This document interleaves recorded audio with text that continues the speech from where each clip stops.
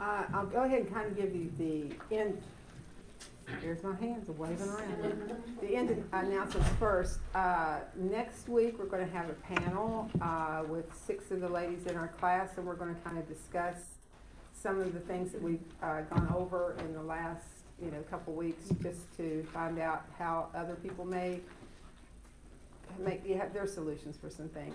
And hopefully maybe next week we'll find out what our project's going to be so that we can start working on that.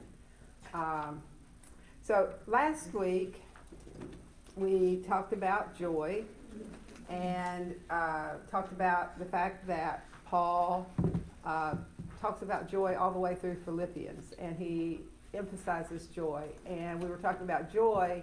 When he says rejoice, he says rejoice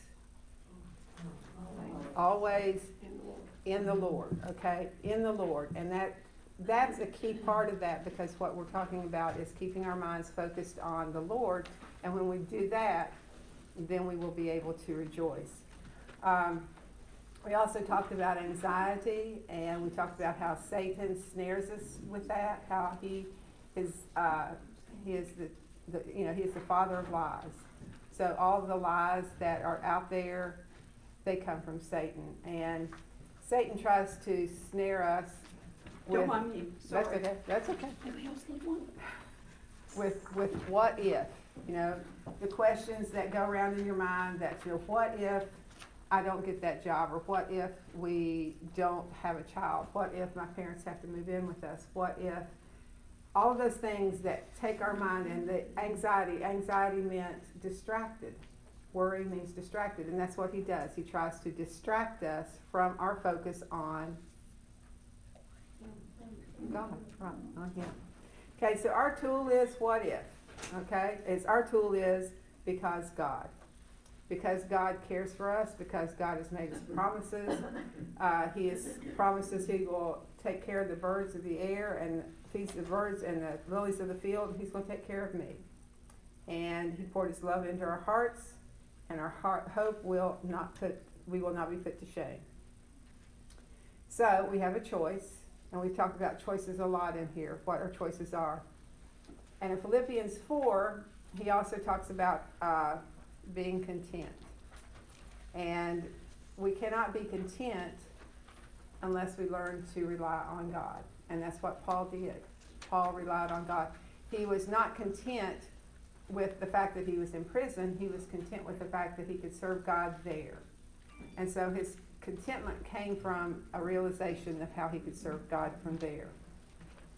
So in Philippians 4:8 and those 4, 6, and 7, it talks about to not be anxious. And it tells us not to be anxious to do what? Pray. Okay, so we pray, but he also tells us to pray with thanksgiving. And I think that's very important too, because that's the focus that we need to have. So we choose to be grateful, and we choose to think about what is true and what is commendable. I should have put these in order. I didn't. True and honorable and right and pure and lovely and commendable. Okay? He tells us to think on these things. And when we're thinking on these things, we're not thinking about the what ifs. We're thinking about those things that God has blessed us with. So tonight, what we're going to do, I've given you sheets. You've got sheets of paper, and you're going to find your color.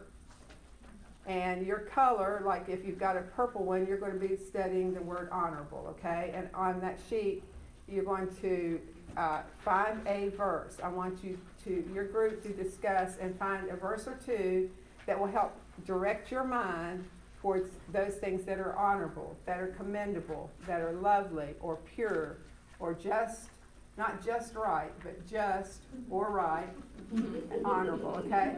You'll go so you're going to mix up with the color of your sheets, okay? What I want you to do is to figure out, find a couple verses.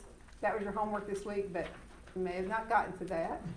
So I want you to find a couple verses, and what we will do when we come back together, and we will share those verses with everyone so that everyone has some verses for their toolbox, okay? In your packet that I gave you one sheet that's just a copy of the verse that I thought was kind of neat. If you want to put that on your refrigerator or somewhere else. And the last sheet is a sheet that I found someplace that I thought was really interesting. It's from a young mother, and I know we're all not young mothers in here, but I think it is a good example of a way of thinking. Because what she did was she went through the day, and she thought of the things in her day that were commendable and lovely and honorable and true.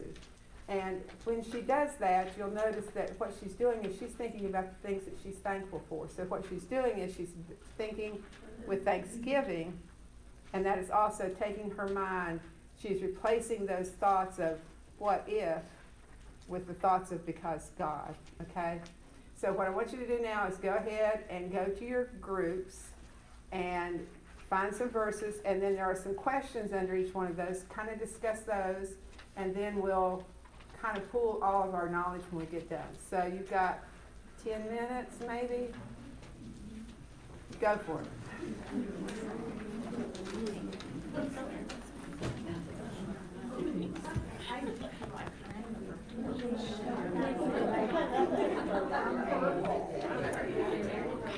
Make sure the roll and Did you get one? That's right now. yes. Hi. Oh, are you helping it? We are kind of in the same group. That's funny. That's really funny. Oh, you know what?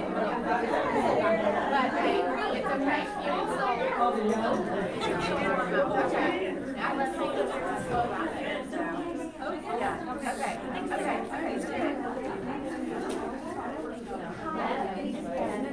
Okay, my sister's speaking. Oh, yeah. That's nice. I totally didn't bring one. Look on that. Look on the other.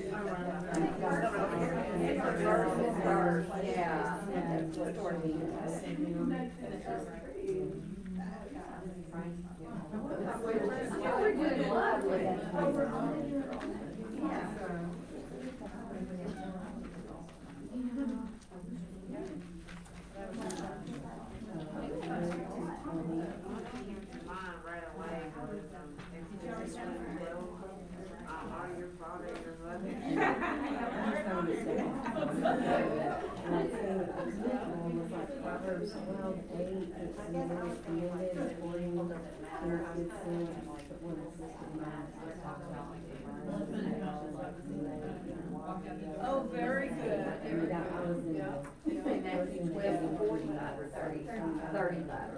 What should be on here is this thought meaningful, doesn't matter. It's just the word. Frivolity. Things that are true. Like frivolity.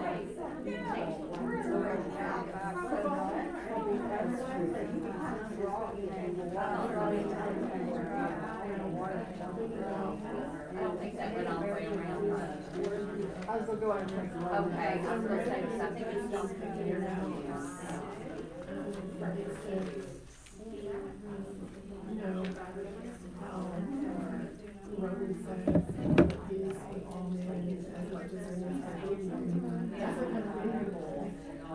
Yeah, it's like 25 Romans 12. I've been studying that for 40 times. What the mouse takes out of The whole passage from person and He's the true God and the true life. it's really It was not the one, but it's full of mercy. And we know that the Son of God has come and has given us the name so that we may have him and your and the true you know,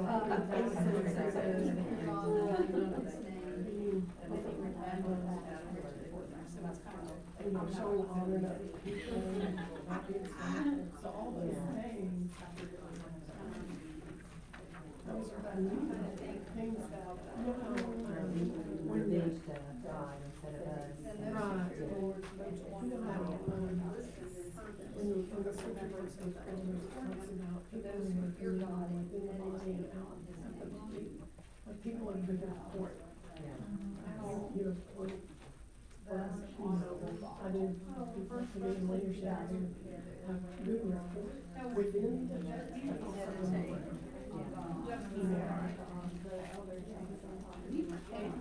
I was thinking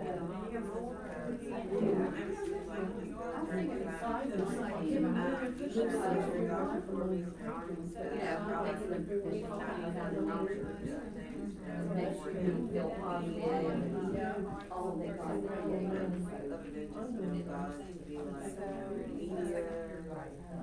all kinds of stuff. Were like not being true for everyone, though everyone were like as it is written, that you do justify the dead words and the words. All your mind, so you do, all your mind as a yeah, that's Romans 3:4. whatever you do, right there. Colossians 3:17. Yeah. That's good. Yes,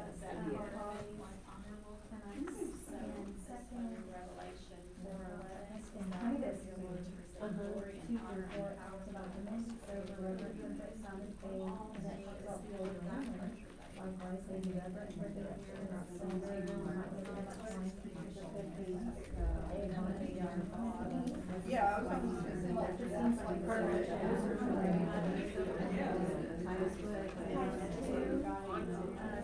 You said John 17.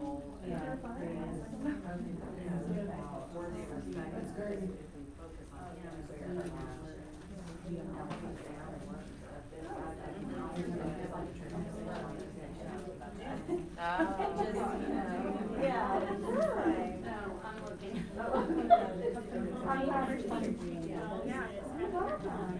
Read the word.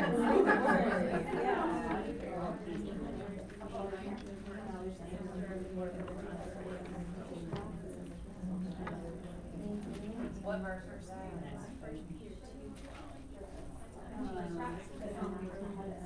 Mine has a word.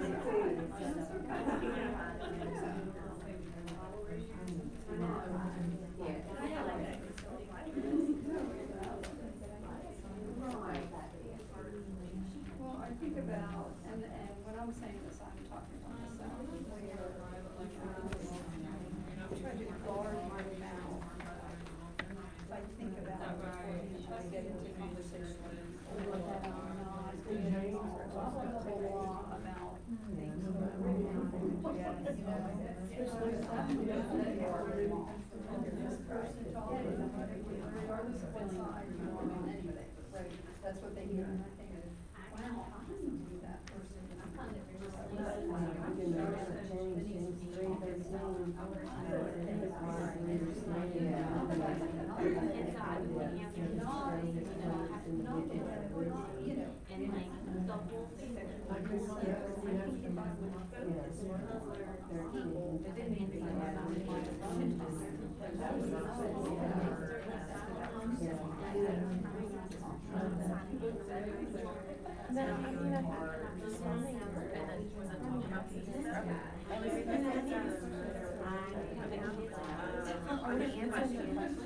Just discuss this. Okay, discuss them.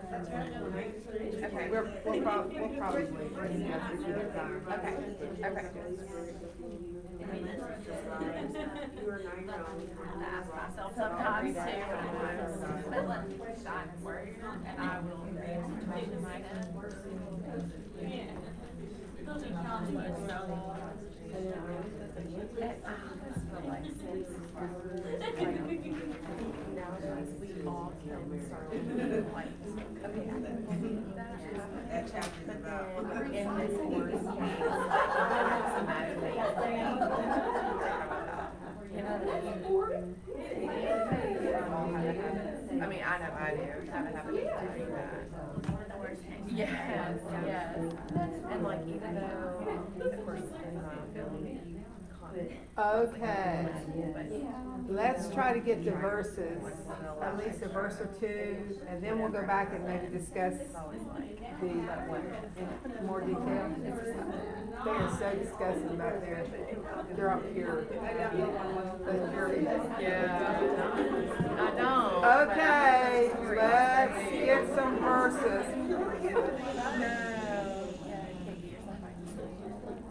This is the Tim Frizzell way to the youth group. He just raises his hand. Lots of times it works. Okay, let's start here with true, which means in accordance with the actual state of affairs. Okay, what verses? Give us one or two verses that you all came up with for true. So, You're the spokesperson. Okay. John 8:31 and 32. Which is, just, if you can give me just, not the whole verse, just Okay. like this. You shall know the truth, and the truth shall set you free. Okay. Do you have any others? Romans 3:4. Okay, and that is, One sec.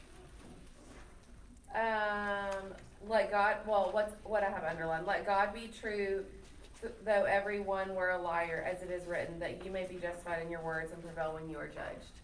so if everybody else is lying, who is going to be true? God. Always, always. Okay. We'll come back to some of the questions, but I'd like to make sure we get the verses before we get there, okay? Honorable people, who's your spokesperson there? Stephanie. Do that tonight. Okay.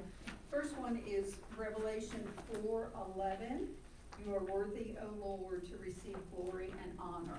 And that's kind of where we ended up, is that we can keep our thoughts honorable if we remember God Who is is the one to be honored. Right. Okay. Another verse we had was Malachi 3:16, which talks about meditating on God's word. Okay. All right. What about just right? Who's your spokesperson? Kathy. So we all pretty much threw out a verse, so I won't elaborate much on each one, but 2 Timothy 2:15, just rightly handling the word of God. Psalm 1, meditating on his word, to determine just and right. Isaiah 55:8, where it says, his thoughts are not ours, or his ways are not our ways. He's right. Right. Job 1:1, that was an upright man, in all ways, but realizing, even when you're upright and right, you're still going to be attacked by Satan. Okay. John 3:7, where it says to practice your righteousness. Romans 12:2, where it's a testing, a discerning the will of God. Okay. All right. Pure, which is moral purity, but it wouldn't have to be just moral purity, but that's really, so what verses did you all come up with? We have a lot. Matthew 5:8, blessed are the pure in heart, for they will see God. James 4:8, come near to God and he will come near to you. Wash your hands, you sinners, and purify your hearts, you double-minded. Psalms 18:26, to the pure you show yourself pure, to the devious you show yourself shrewd.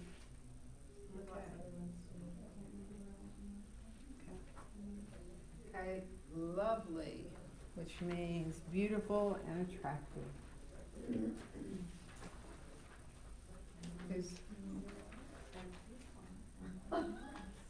I don't know whose head that is. It's turned around. Is that It's Catherine? I think they voted on you, Catherine. I think it's you. We have all the Beatitudes, so we're just gonna capture all of them. Those are all lovely qualities. Matthew 5:30 through 12. And then, let me see if I can remember what each of these say. Y'all remind me without having to flip back through. Psalm 139:14. It's a verse a lot of us know about being fearfully and wonderfully made, but it talks about how God's works are marvelous. 2 Corinthians 4:16. Renew day by day. We don't get old and worn out if we don't choose to. And that's lovely. 1 Peter 3:3-4. I'm sorry, what was that one? 1 Peter 3:3-4. I can articulate that. Thank you. I forgot what that one was. Outward beauty. Thank you. The interview. Yes, the incorruptible beauty. Romans 12:2, which I think somebody else said, and Matthew 12:35. Matthew 12, what? Did I say 35? 35, Matthew yes. 12:35. Okay. All right, and commendable, worth commending to others. Okay. Okay, Cindy. Oh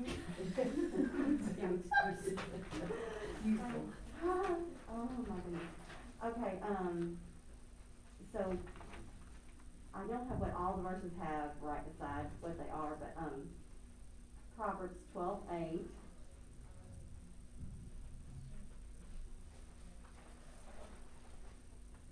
And Romans 12:9-21. 9-21. Colossians 3:17. That was one about doing everything to you for the rest of your, Is what was with that? all your, doing everything with all your might to the rest of your life. Okay. And Luke 2:20. Titus 2:2-5. James 3:13.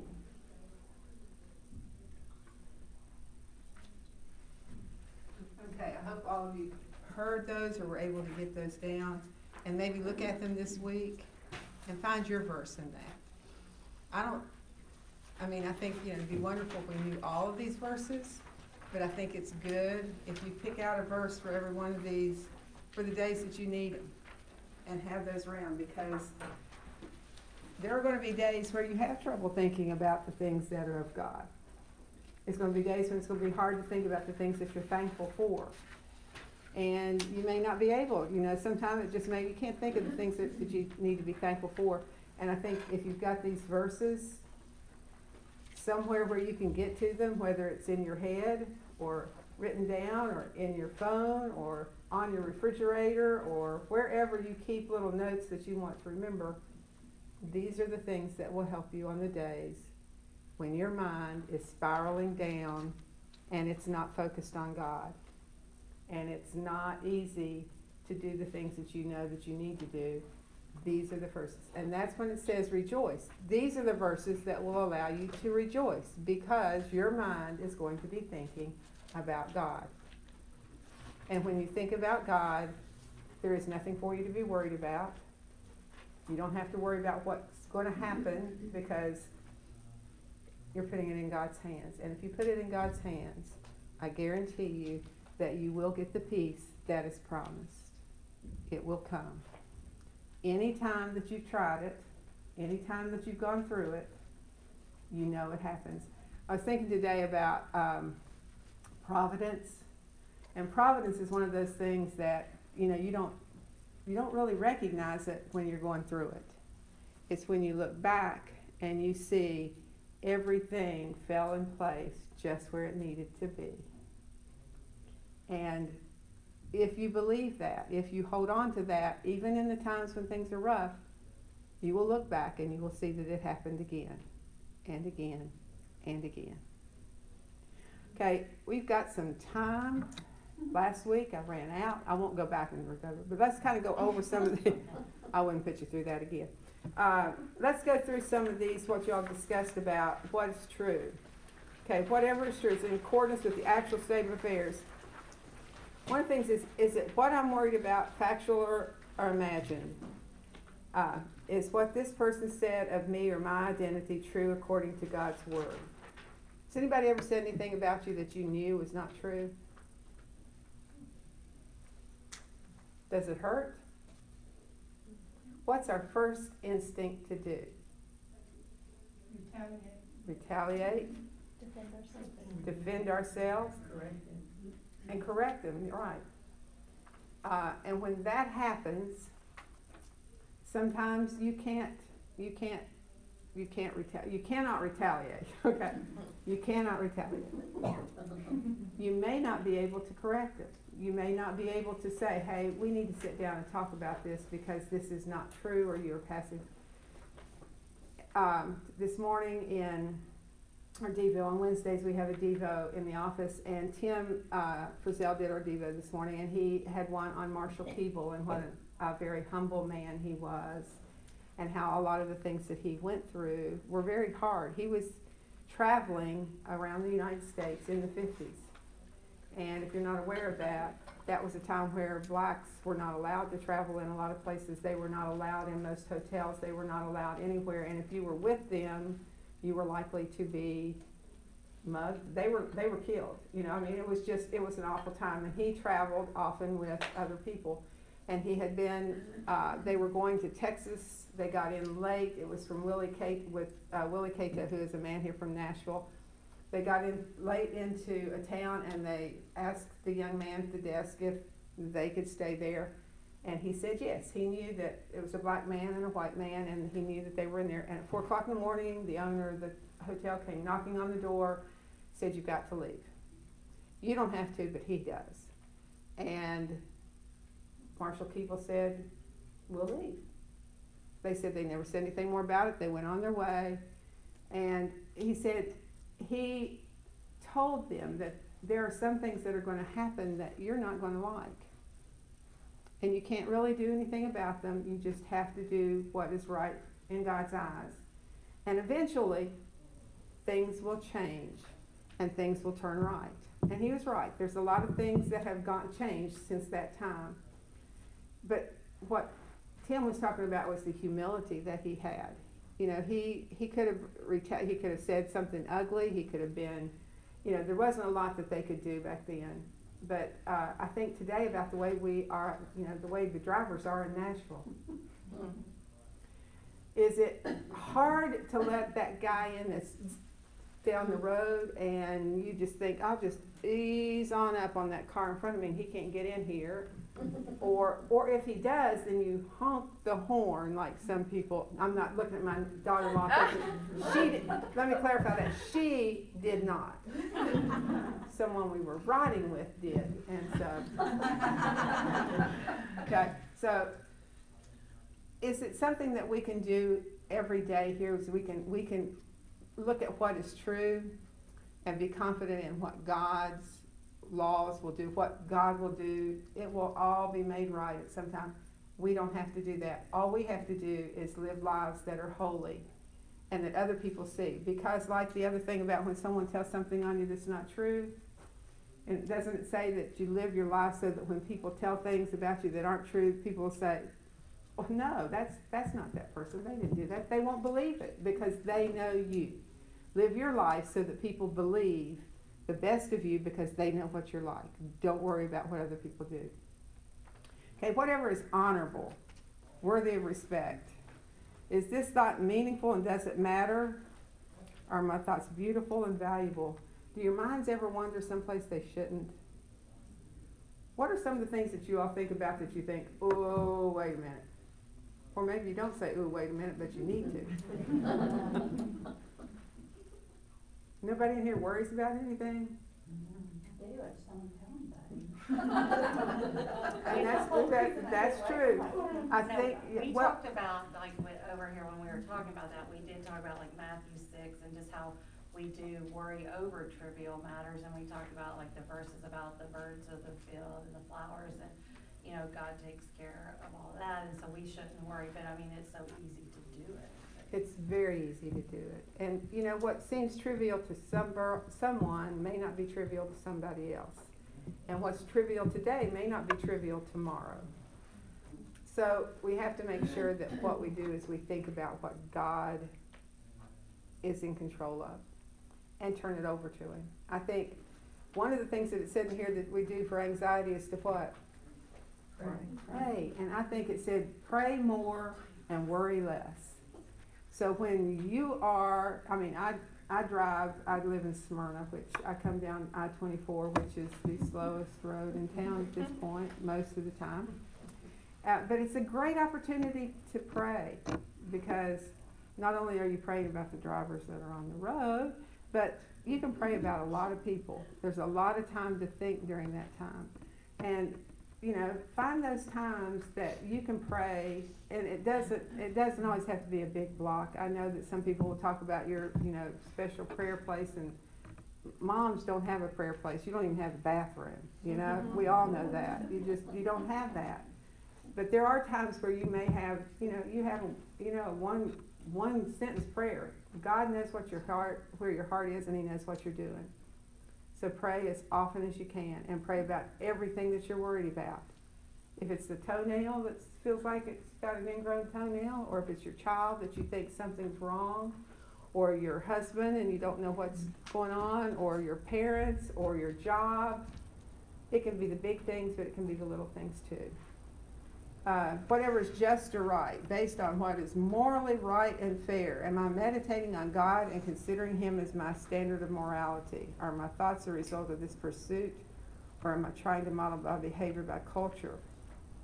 And as a result, I'm anxious, weary, and confused. What's the culture right now that's getting us all anxious and confused and stressed out? Me. Huh? Me. But social media is, I mean, from what I understand, I'm on Facebook's about it. The rest of it just got too much. But, you know, everybody on Facebook looks like everything's great. They're going on these wonderful trips, and their kids are doing all this beautiful stuff, and yours aren't. Okay? Maybe we just need to turn that off and not see it. I mean, we've gotten where we watch the local news, and Chris turns the news off when the national news comes on, because it's generally not something you want to hear. And do we really need to know a lot of it? Most of it we'll find out eventually. So we need to find those things that are just and right and meditate on those. And that's God's Word. Okay, on purity, moral purity. And this is, am I filling my mind with movies, shows, books, music that are sexual or impure? Is it easy to do that? It is. I mean, you can be watching a movie that looks like it's fine, and all of a sudden, I have to remember this is being recorded, you know, somebody. All of a sudden, you know, and you're like, you know, fast forwarding or trying to get out of it, you know. I mean, it's everywhere. It is everywhere. It's in books. I listen to books, and sometimes, you know, you think, you know, the things that they're saying, I don't need to listen to that. What are your tricks for finding other things to do? What else can we do with our mind? What other entertainments are there? None? I do the dishes a lot. Do what? She does the dishes. So I just feel like I don't, like TV, for me, is not a huge temptation, because at this point in my life, I feel like there's always something to do. Exactly. And then, I guess, that just prevents me from at least the television, but there's It is. so much. But And there's lots of podcasts. There are. Yeah. It's really good when I you. listen You can to a listen to lot the free more article now. lectureships. I mean, there is just so much stuff out there that you can just pick and choose. What you want, 15, right? 20 minutes, you know. And I think, you know, I think that too, with COVID, there are a lot of people that are shut in that are watching. They've got to watch what's there. You know, I mean, my parents I hope she's not watching this. Well, they have cable, but we haven't introduced them to YouTube. Well, she does watch YouTube. They travel all around the world on YouTube, all the travel things, but no Netflix or the other, because it's just, you know, just the sheer technology is enough to overwhelm. So, you know, sometimes it's limited. So we laugh about the Hallmark Channel, but often the Hallmark Channel is at least clean. It's not anymore, I know. I know. So that's what I'm saying. Even when the Hallmark Channel is going, it's kind of a bad. Okay, whatever is lovely, beautiful or attractive. You know, I just think about, when you think about that, just think about nature. I don't know about you all. Brenda just got back from the Grand Canyon and Antelope, and she was talking about how beautiful it was. And I think anytime that you can enjoy nature, that makes me feel like I'm in God's presence, and it just is amazing to me what a beautiful world He has given us. A child, a new baby, you know, you look at that with those little fingernails, and Kate's watching her little grandbaby now, and you just, I'm sure she's looking at feedlots, you know, I mean, so focus on those things, and whatever is commendable or worthy of praise. And on this one, I would say, when you find someone who is doing something wonderful or looks like things are, commend them. Because remember Brenda's bucket, you know, fill your bucket. Go around trying to fill other people's bucket. When you're filling somebody else's bucket, you're filling yours too. And so your mind is not thinking about all those things that spiral down. It's thinking about the things that spiral up. Thank you, ladies. I hope this has been helpful. Next week, we're going to have some new experts talking to us, so we hope you'll be back. Have a great week.